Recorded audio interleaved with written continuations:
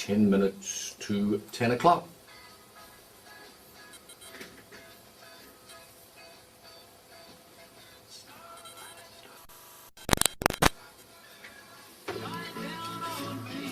I said to you that day, maybe. I said to you that day when we did that thing out at the housing thing, yeah. This, I reckon, is the best Australian rock and roll. Yeah, I know, yeah. I understand. I think you're right, you know, not being biased. I try not to be as biased as I can. I listen to it, and there's something alive in it. You know, it's an totally individual song. I've never heard anything like it. No, you know that? No, I've never. No. The songwriter, like Johnny Mariscalco, he actually wrote, and I'll tell a story on here if you want me to. He wrote a few songs for Fats Domino. Yeah. And he was in the shower one time, and did he write Shout? No, he didn't write Shout. No, that was the Isley Brothers. Yeah, that's right. Yeah. He wrote a few for Fats, and he was Fats had just released Blueberry Hill, and he was in the shower and he was saying, "I found my thrill on Blueberry Hill," and somehow he wavered off into writing. Coming up with this song, right? So he pitched it to him, to Fats, and Fats wanted to do it, but they wanted all the royalties. They were screwing him down. So he said, "Oh, forget it." So nothing happened until I actually heard it on a acetate and decided to record it. But I did it so different. To whatever he imagined, because he wanted it just like that. That's all I heard was the piano player. It's not that sort of song. Nothing. That's right. And so he said to me, he said, it's just so exciting what you've done with it. You know, he said, I still can't believe it. Yeah.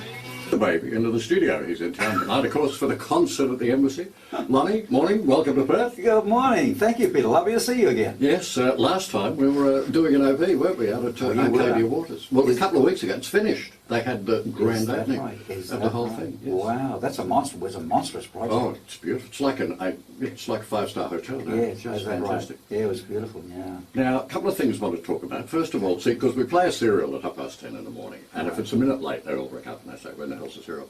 Did that bring back some memories when you were like me at home at night doing your homework? Yes, it really did, and it's a shame the kids don't really experience that too much these days, you know, because these are the things that got our imagination going. Because you listen to those things, you know, all the detective ones of the days, I forget the name. There was Address Unknown, and there was Boney and The Shadow. Yeah, The Shadow, that's right. Yeah. All of those guys. And so you just listen to it, and the whole imagination, so you had like the TV in your brain. Whereas today you just sit in front of the TV and there it is there, you haven't got to think about it. But it was a wonderful medium, and I'm so pleased that places are still doing it. They love it. Yeah, they absolutely love it. And we had one when I first started doing this about 4 years ago, which seemed to go on forever and ever. And it was just the most amazing, because people, like if you were 30 seconds late, where is it? All the little lights would light up. They say, "What the hell are you doing?" That's right. Now, while you're saying this, I remember there was one, and it was like episode 5796, When a Girl Marries. Yes. Remember that one? Yes. Yeah. Well, we had the Castlereagh line. And the Castlereagh line. That was a good one. 900 episodes or something, I think. Yeah, that was I thought I was going to be on the pension and long service. Now, what fascinates me is Starlight Starbright, which, as I mentioned to you last time, it's my favourite Australian rock and roll song. Yeah, thank you. Now you've got Can't You See It in My Eyes, which is, I don't know how many years later, but I love this. I think this is thank you. Top class, absolutely top class song. Oh, thank you. I love the song, and it's written by the same guy as that wrote Starlight Starbright, a guy called John Mariscalco. And he's quite an elderly guy. Well, not so much elderly, I suppose. Yeah, well, that's true. That's why I said it's not so much elderly. Just a senior man, you know. But he's quite frail, and I suppose he's maybe 75, 78, something like that. But he's very frail. And I just last year I was back in the Hollywood Hills, and that's where he lives. And I thought I'd pop in and see him, so we did. And I said, John, just by any chance, would you happen to have any songs I can listen to? Because I'm thinking of doing another album, you know. And he said, yes, I got 3 songs. So I said, okay, we can play them to me. So he played them to me, and this was the first one. And I heard it, and it was just a guy playing a guitar. But as soon as I heard it, I thought, oh, what a gorgeous song, what a lovely melody, and beautiful words. So I thought to myself, while it's playing, I thought to myself, I just got to record this song. I haven't been impressed with a song like that, maybe since Starlight Starbright and a few of the others that have passed through my life. And anyway, I went to Nashville a couple of days later, got with my friends, Bobby Babbitt from the Standing in the Shadows of Motown, and Wayne Jackson from the Memphis Horns, and a few other of my buddies, and we recorded it. And the more I got involved in this song, the more I thought, this song's definitely for me. There's a chance if it ever does get played on radio, which is hard for someone like, someone who's been around for as long as I have. Anyway, we came back to Australia, we recorded it. I put Tony Burkees, my guitar player from the Lee Men, and we released it. And I've had, it's just done wonderful things for me. It really has. And I'm so pleased that you like it. I love it. I think it's great. Yeah. And I mean, I can tell you from the listeners' reaction from the request to play it. Oh, wonderful. It's a beautiful song. Just for the benefit of our listeners, like when you were talking to him about buying the song, or did he have the song? How do you go through the negotiations? Like he says, yeah, it's a nice song, you can have it. So do you buy it then? Yes. Now what actually happens is his remuneration comes from, and most songwriters, well, there are maybe some that do it a little bit differently, but in general terms, this is how it goes. I'm as a singer, and I'm looking for a song. I either go to the composer if I happen to know it, like in this case I know John, or I go to a publishing house and I say, listen, I'm looking for this type of song. And they say, well, exactly what sort of song is it, that you want? And then they'll shuffle through the songs, whereas John gave me the 3 different songs that he had. And if it's agreed, okay, I want to record it, and they say, okay, we'd like you to record it. Usually, that's as far as it goes from that negotiation between the singer and the publishing house or the composer. I just go ahead and do it. Now, what happens? I've got to notify like a union body. It's called like APRA. That's right, exactly. In this country, it's APRA, and over there it's BMI or ASCAP. In Europe, it's CSAC. And I let them know that I'm recording this song. So once that happens, that body sets up a file in the database. Now, when you play it on radio here and you do your logs that goes to APRA, it says in there, played Lonnie Lee's Can't You See It in My Eyes at X amount of time. They get it, they log it into their thing, and that money then, the whatever he gets, that goes to him, and that's how he gets the money. And it's only the composer and the publisher that gets the money. I don't get any money at all, or a singer doesn't get any money a song is played. The only remuneration a singer gets is when the CD is sold. When the CD is sold, Just tell me out of curiosity as well now, at your age, I mean, we're not fooling around, but at your age, how tough is it for you to get promotion, to get airplay on stations that aren't, for example, like here? I mean, I was saying to you off air, I mean, I'll play you, I'll play Maria Callas, I'll play Glenn Miller, I don't mind. So long as it's a good song, it's a good song, regardless of who sings it. That's how it should be. But how tough is it in the commercial market? Oh, God. Peter, let me tell you. How long have you got? Dear, have you seen, look at my wrists. See the marks on my wrists? No, it's really, really difficult. It really is. In fact, it's beyond even imagination. I try to tell some of the people after the shows that come up, or people who write to us, send me emails or whatever, and they say, I can't hear the song. I call the station umpteen times. They say they're not going to play it. Why not? And I got to try and explain to them why they don't. And it's very difficult coming up with a very logical explanation, because the explanations are very, very biased. They're not logical at all. Now, for example, there's a station in Sydney that plays, they call themselves Hits and Memories, right? So they play all the old songs as well as every now and then a new hit, which is very similar.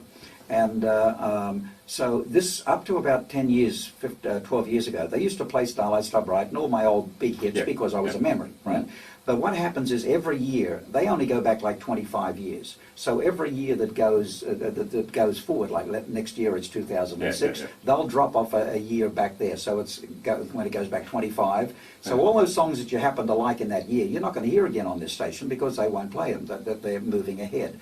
So that's what happens. Now, we called up and said, okay, this is a new song, it's getting play on lots of other stations around the place. Would you be interested in playing it? We end up talking to someone that's like 28 or 32 or something, and of course wasn't around when I was around, and doesn't know too much about me, and just really not interested in me or anything like me. And anyway, they said, no, our listeners wouldn't know you. And we said, well, up to 12 years ago, they used to play Lonnie Lee, and they played Lonnie Lee for 30 years, 40 years. And they said, oh, yes, no, but I looked on the computer, and you're not on the computer. And the reason why I'm not on their computer is because an American company bought it, put in a new computer system, and has only got what they want on it, right? So here's this station that so many of my fans listen to are never going to hear this song. They're never going to hear me because they say I'm over 28 or 32, so their listeners are not going to be interested in me, which is just not true at all.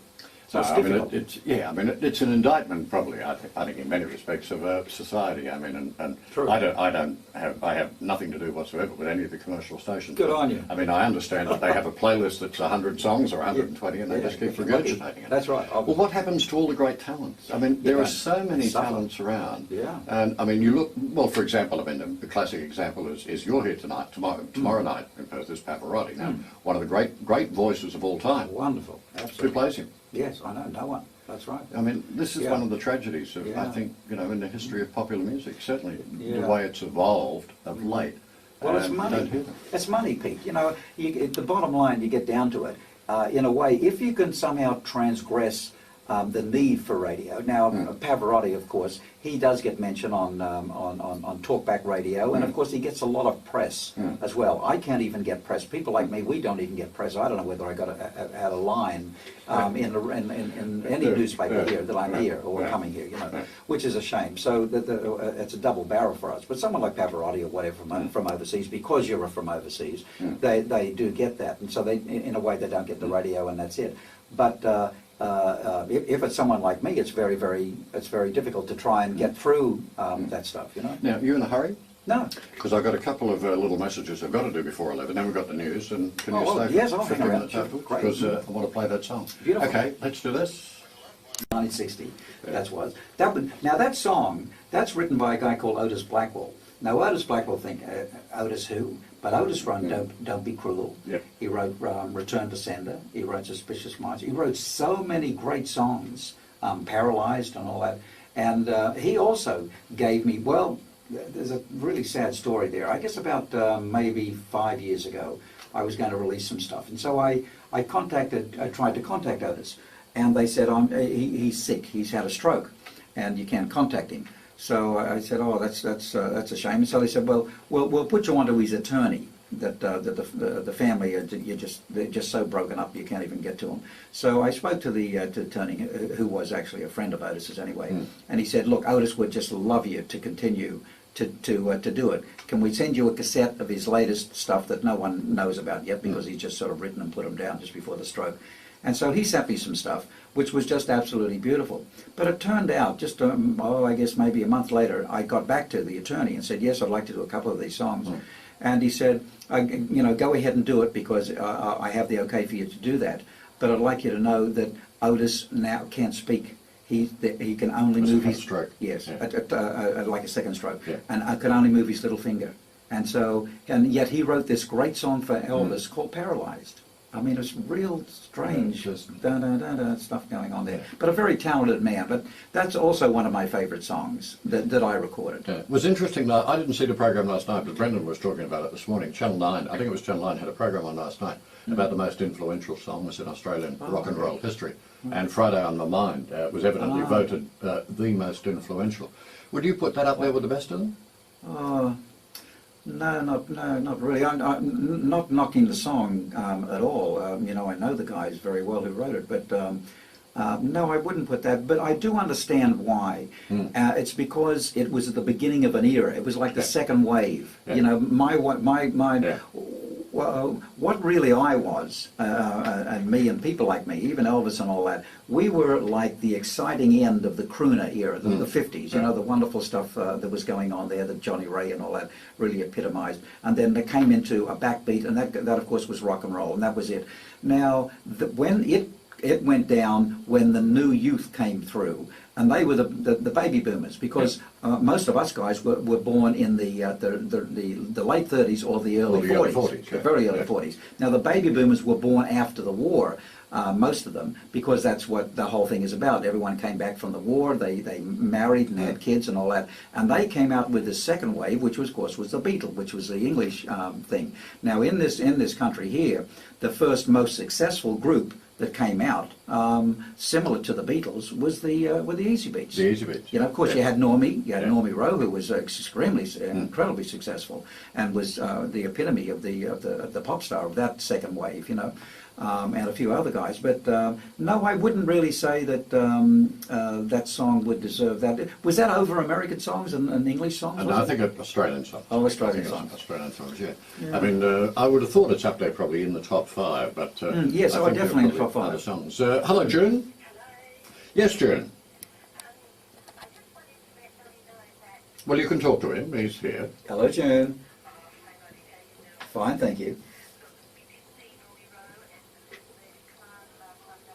Oh, okay. You would. Oh, bless his heart.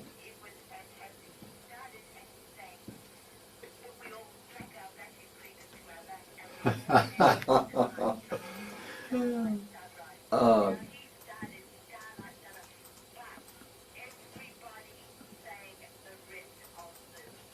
oh, isn't that great?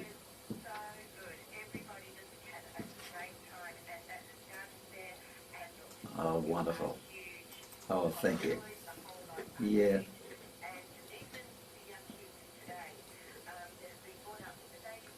Mm.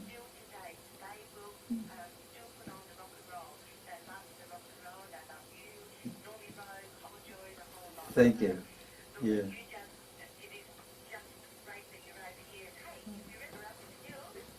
Come see you. Absolutely. The Kalamunda pub. Good on you. Beautiful. Thank you for telling me that. That's wonderful. Listen.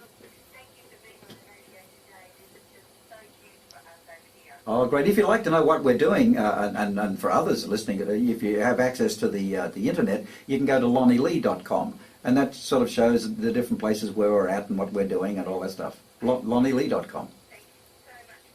Thank you, June. Thank you. It's a pleasure. It's a pleasure. Okay, so well, you better let us know next time you're coming. Hello, Sharon. Oh dear, good. Are you gonna be good to me? Oh, thank you. Oh, goodness gracious.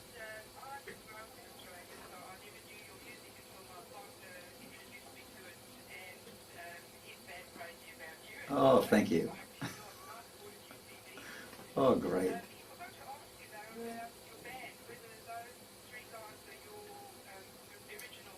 No, they're not the original guys. I've had these guys, I guess, about, well, going on 8-9 years now. Yeah, but no, the original guys that go back like 40-odd years, they two of them unfortunately died and during the process, and one is a Hollywood film director, and the other one is a music producer in the United States. So they're scattered all over the world. Mm. Thank you. Ah, that's the way. Oh, thank you so much for letting me know that. That's good, because you know, entertainers go out and you do the show, and you got some sort of an idea naturally, you know, whether you go over or not, and whether or not people accept your music. But it's really nice to hear it, not from an ego point of view, but that your song choices and that are on track, and that's great. Thanks for calling.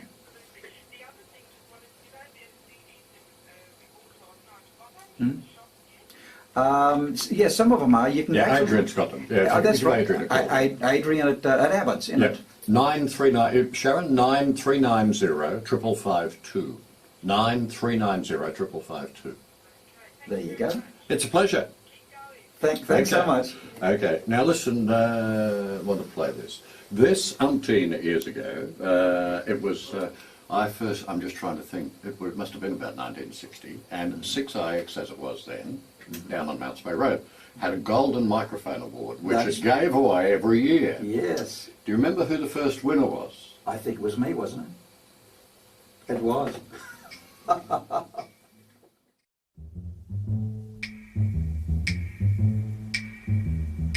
I found a new love. She is a true love. I found a new love. Last me all of my life. I had an old love. She was a cold love. But I found a new love. To last me all of my life.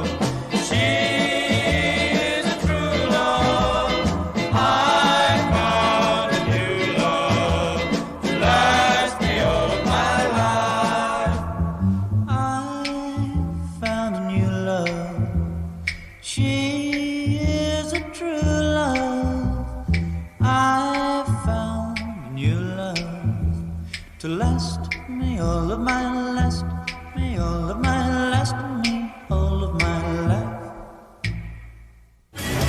Holy, holy, holy Christmas. It's gonna be holy, holy. Right, we're moving on with the entertainment. Our next guest, you might have seen him recently in the Long Way to the Top tour. This man is one of the pioneers of Aussie rock. We can remember him from 6 O'Clock Rock, we can remember him from Bandstand, and I don't know how that could be possible because he looks so bloody fabulous. Now, give it up please for that rocket legend, Mr. Lonnie Lee, come on! I warmed up for you, Lonnie. Beautiful. Wonderful to be here. Lovely to see you all as well. I'm going to start off with a song that I wrote for Roy Orbison, a little thing called Holy Christmas.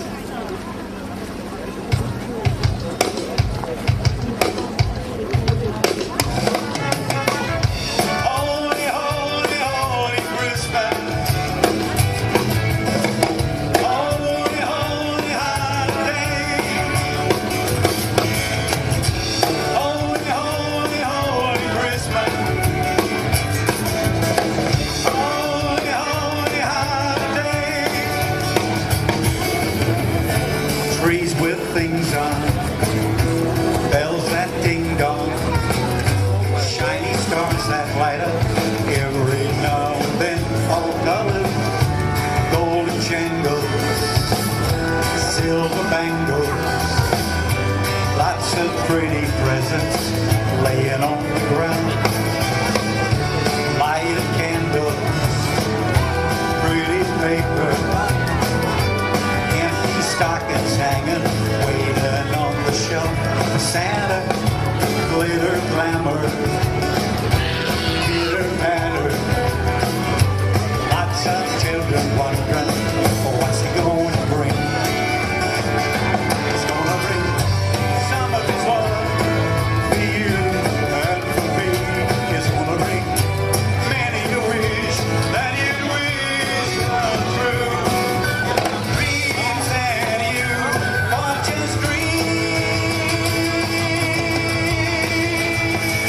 It's gonna be holy, holy, holy Christmas. Holy, holy holiday. Holy, holy, holy Christmas. Holy, holy holiday. Young or older, soft or bolder, big or smaller children waiting all around for Santa. You and I know why the love flows and the feeling comes each time as we approach December. Trees with things on, bells that ding dong, shiny stars that light up every now and then, all colors, glimmer, glamour, pitter patter, tiny children wondering what's he gonna bring. He's gonna bring that for you and for me. It's gonna be many a wish that you wish come true. Dreams that you want just dream. It's gonna be holy, holy, holy Christmas. Holy, holy holiday. Holy, holy, holy Christmas. Holy, holy holiday. Holy, holy, holy Christmas. Holy, holy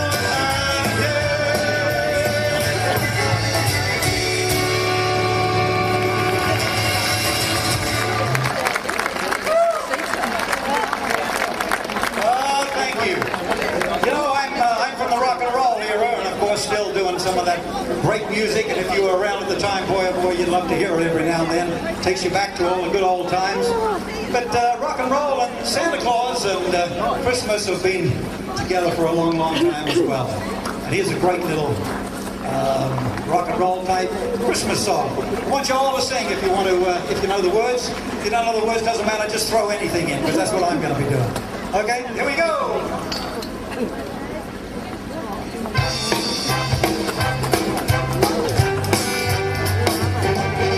Jingle bell, jingle bell, jingle bell rock. Jingle bell swing and jingle bell ring. Snowing and blowing and bushes of fun.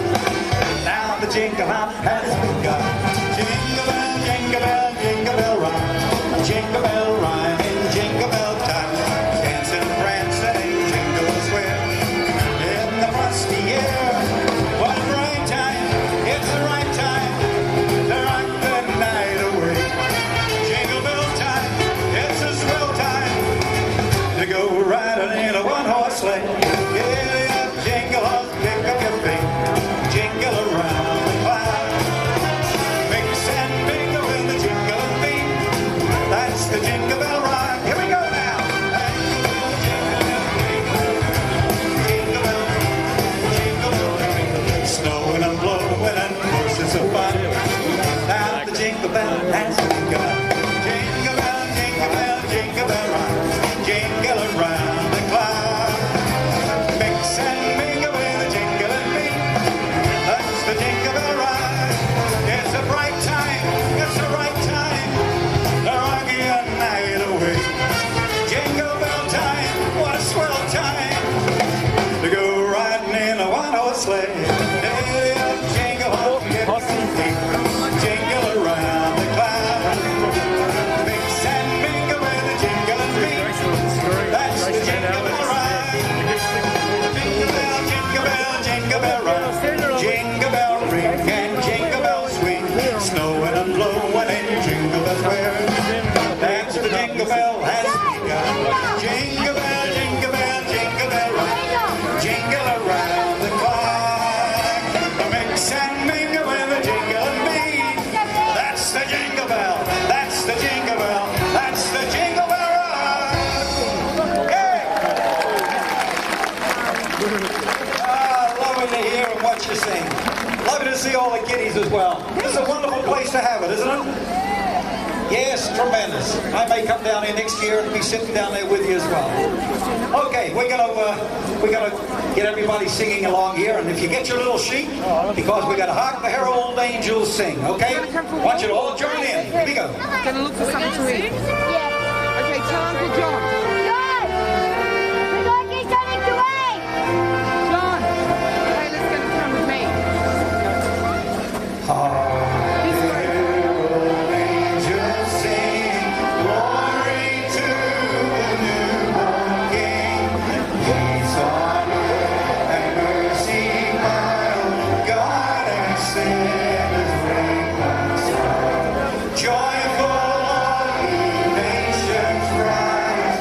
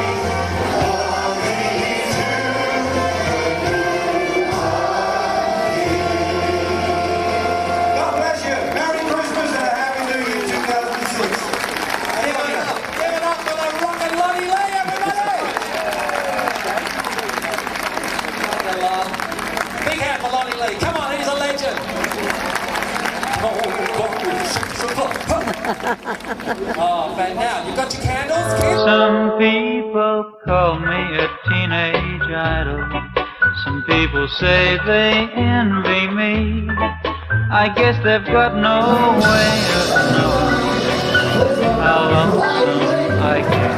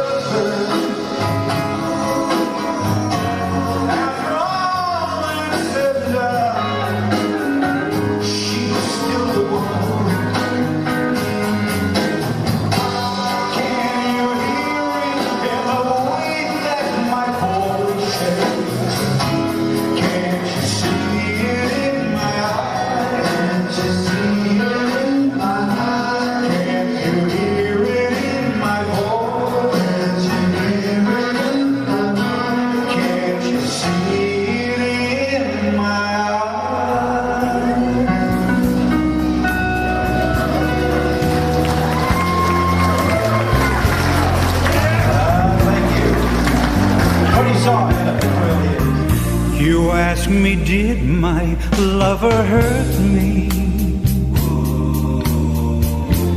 Can't you tell by the tears in my eyes?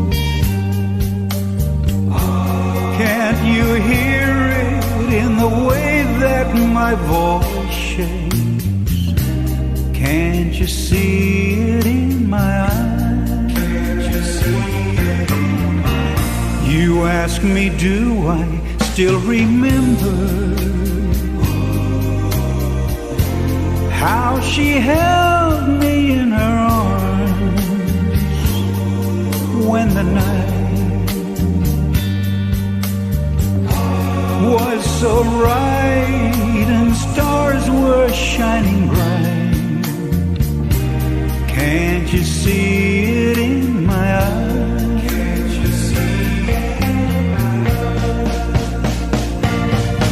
Her kiss set a flame in my heart. Her love brought a feeling so I stood in this heavenly glow. She turned away and let me go. And still you ask me, do I love her? After all that's said and done, she's still the one. Can't you hear it in the way that my voice shakes? Can't you see it in my eyes?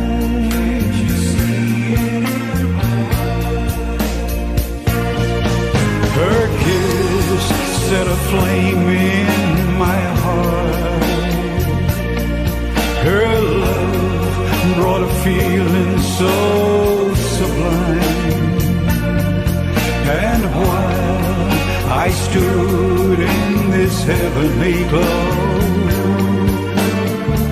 she turned away and let me go. And still you ask me, do I love her? After all that's said and done,